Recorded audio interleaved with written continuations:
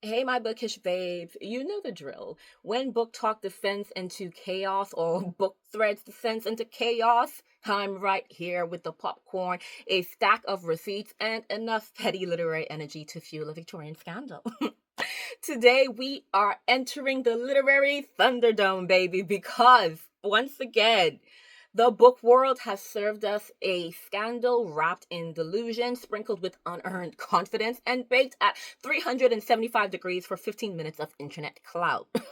today, today we are unpacking the absolutely messy, outrageously brazen, yet weirdly unsurprising saga of Crooked Books and her NetGalley review fakery fiasco, okay? And before the defenders climb into my comments like unpaid PR agents, this isn't jealousy, this isn't pettiness, okay? I won't even lie, I didn't really know who she was before this scandal, so truly, I don't really care that much about her. This is about fake reviews, arc manipulation, influencer delusion, and what happens when a book creator thinks the community's collective IQ is lower than their NetGalley percentage, okay? This is me holding up the literary receipts asking, when did lying become a content strategy? And more importantly, how many others are doing it too? Because that is very, very important to address. Let's break it down first for the people at the back who are not chronically online or do not have the mess on their feed at all. Crooked Books, I believe her actual name is Sarah, but her name online is Crooked Books, so I'll probably refer to her as Crooked Books for the most part, especially because I'm not 100% sure her name is Sarah, okay? So, Crooked Books, she has over 200K on TikTok, I believe, on Instagram as well. You know, she's an ARC reader, she's a professional bookshelf aesthetic curator.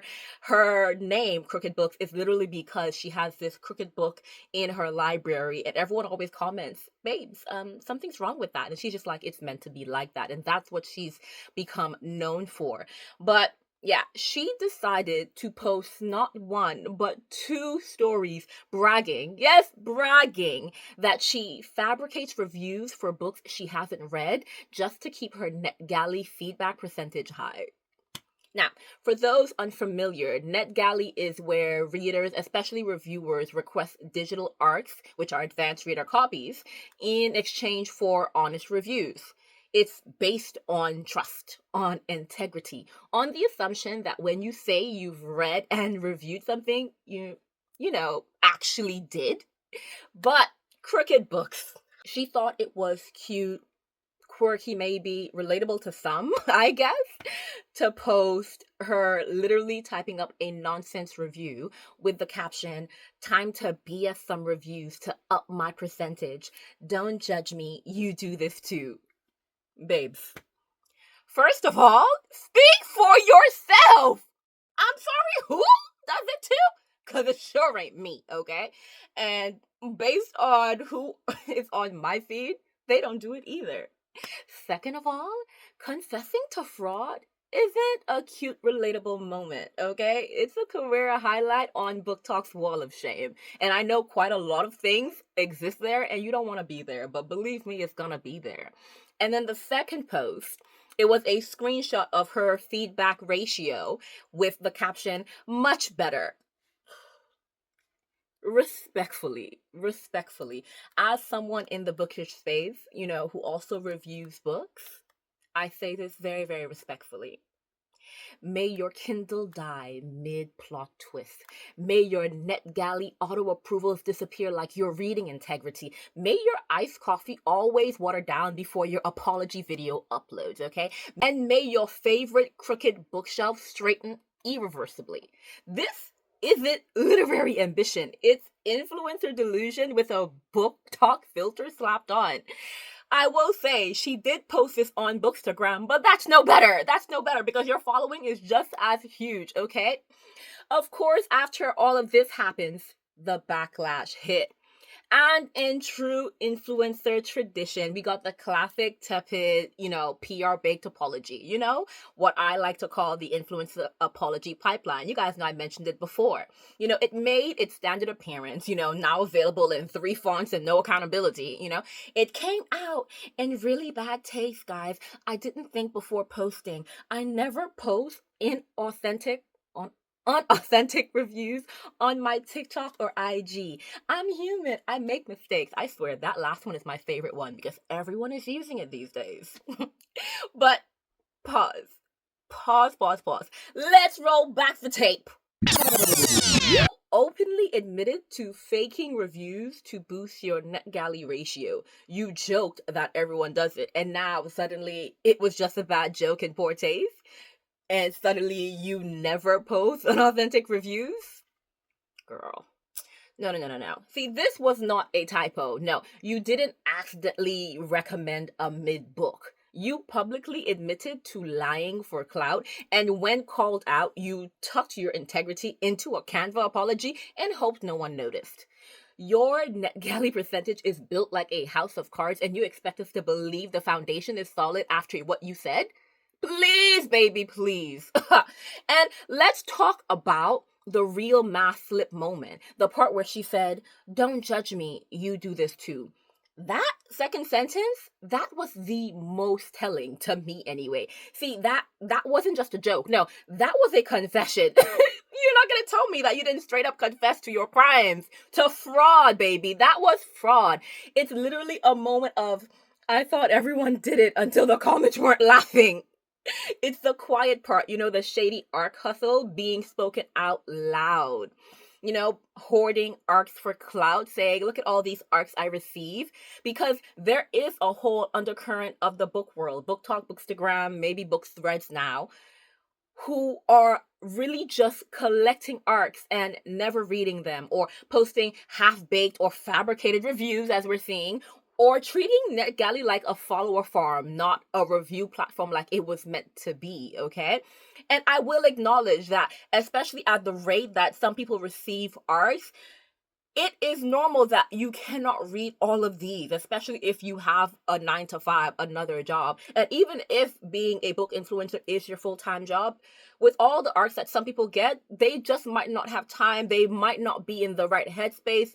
Life might not be giving them time to read that book. That's completely fine. Say that, especially because if it's not a collaboration and agreed contract that you must read this book and must post a review, yes, you're expected, especially if you request the book, to post a review, but it's not legally binding. You can turn around and tell the publisher, "I'm so sorry, I couldn't post this review before the book came out. Life got in the way, or I just didn't have time." You can do that. A lot of times, people don't even do that. I won't even lie. I've received quite a lot of arcs, and depending on what's going on in life, sometimes I just cannot do anything. My review comes out after the book comes out, unfortunately. But that's just how the cookie crumbles sometimes, and that's understandable. What I do not do is post a fake review of a book I have not read. I would rather, even not getting sent arcs than lie. Genuinely, because integrity matters to me. See, this wasn't a mistake. I'm so sorry. You cannot tell me it was a mistake. It was a marketing strategy gone wrong because she thought this was her being quirky and she was going to seem relatable and people were going to laugh and ha ha kiki with her. No. This was not a mistake. You planned this and you literally calculated wrong. I remember this meme that was going around years ago where it was just like, I made a calculated bet, but I forgot that I was bad at math. And that's literally what this is. I'm so sorry. Crooked Books, she got caught saying the part most people who don't read books and say that they do. She got caught saying the part that most of them whisper in the group chats out loud, okay? And babes, please, you're not a victim of anything here, because I've seen a lot of people now saying, "Guys, stop bullying this internet culture is so toxic." You are not a victim of internet culture. You are a product of your own bad decisions, okay? Because we have to stop calling everything bullying. No. This is accountability, okay? Unless some of you guys haven't heard of it, let me introduce you to accountability. That's what this is. We're holding people up to task. We're ensuring that they act with integrity, because clearly that's something that has been thrown out the window in this day and age. We're not going to play this game with you guys. Now, let's actually talk impact. And let me be clear, again, because some of you people might still be typing up with your little Twitter fingers ready to attack me. This is not pettiness, okay? This isn't just, it's just NetGalley, who cares? This isn't just book drama that we can report on. This situation actually matters because indie authors are trying to get real reviews to help boost their book. Small presses rely on NetGalley buzz to survive a lot of the time. And not just that, there are genuine ARC readers who take the process seriously, okay? So when big creators like Crooked Books falsify reviews or inflate their NetGalley status or joke about manipulating the system, it cheapens the entire ARC process. It messes with trust, it messes with opportunities, and it turns ARC access into a clout game. And the thing is, she's big. And so even with this drama, she's probably still going to be big, but it punishes the people who are smaller, not just the creators, the reviewers. It punishes small authors who already struggle to break through the noise. And the worst part, when influencers like Crooked Books get away with it, it emboldens others. It creates an environment where authentic readers are getting drowned out, or publishers favor follower counts over credibility, and review integrity collapses like a badly written fantasy plot twist. And you can see that it definitely has emboldened others, because why would you say, I know some of you do it too? She said that confidently, as if she knows people who does it. You cannot tell me, babes, that that was a slip. No, no, no, no, no, no. Maybe a Freudian slip, but no, no, no, it wasn't a lie. And respectfully, to Crooked Books and any ARC readers faking reviews, genuinely, may your next ARC arrive corrupted, okay? May every fake review haunt your Goodreads for eternity. May your bookshelf aesthetic crumble under the weight of performative reading. And may the literary kings and queens replace every ARC with an AI-generated slop rewrite. Because we need justice for the authors, and genuinely I feel like the people would appreciate some pettiness. So sorry about it. And to the people defending this nonsense, because I'm not forgetting about you guys. No, no, no, no, no. May your reading slump last until you rediscover what honesty means, okay? May your next arc be 700 pages of world building with no plot. And may your bookshelf be permanently confusing to the point that you can never find the book that you want to read, okay? Because genuinely, the foundation of your reading credibility is already shaky. So let your bookshelf organization be as well. I know some people might be thinking, oh, Shelly, you're being a bit harsh for a tiny little lie. But I think we're forgetting something really, really important. ARC access is a privilege. It's not a right, okay? So faking reviews for clout, it's weak, it's embarrassing, and honestly, it's as transparent as cling film. Reading is supposed to be about connection, okay? About storytelling, and now with the creator economy, yes, we have creators, and so this connection, it's more real time. But then it becomes a place of trust between reader, reviewer, and author. Okay? Not backdoor NetGalley hacks and influencer delusion disguised as a bookish hustle. The community 100% deserves better. So to everyone faking reviews and hoarding arcs and gaslighting us as a community, please hear me when I say that I hope your TBR pile haunts your dreams forever and ever. And may every annotated book you own call you out, because what the heck is wrong with you? May your iced coffee always spill onto your bookshelf and ruin all of your prized collectibles, okay? And may the ghost of every neglected arc whisper fraud into your Goodreads notifications, okay?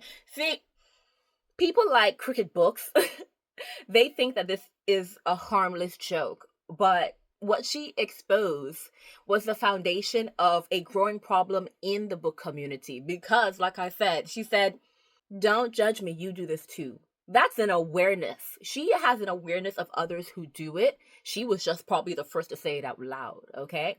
Again, ARC access is a privilege, and reviews build trust. So when influencers manipulate that for clout, they erode both. This isn't about cancel culture, not at all. It's about accountability. And we cannot keep saying cancel culture when we are upset that our favorite creators get called out and are expected to be held accountable for their mistakes. No, no, no, no, no. this entire rant and this entire situation where she's being called out, it's about protecting books, about protecting authors and the readers who still care about honesty over hype, okay? So do not come in my comments saying, oh my goodness, you're bullying her. I am not. I am not. I am just holding her to a high standard, which we would expect of someone with her following and with the trust that she supposedly built, okay? Don't come for me. Don't come for me. And if you come for me, just know I said what I said, okay? But if you've made it to the end of this feral literary intervention, then do be sure you know what to do. You gotta like, you gotta comment, you gotta share. Obviously, as you're commenting, I want to hear your thoughts. Don't just insult me, please. Share your thoughts, especially if you've seen the shady behavior of the ARC hustle firsthand and if you are aware of it. Let me know. And obviously, if you have been watching my videos for ages and you've still not subscribed, please be tapping that button because obviously the book talk drama is never ending, sadly. And I will be here with tea, receipts, and just enough pettiness to make it interesting. So, yeah, I am here, but it's not always drama. You guys know I'm always reporting commentary, especially about the issues of the book world and how we can really just ensure that we are making the literary space better for everyone. So yeah, do be sure to tune in and I will see you guys next time. And hopefully your reviews are honest. And for the creators, I hope your arcs are actually earned and your bookshelf is free of influencer delusion. Okay? See you guys next time. Bye.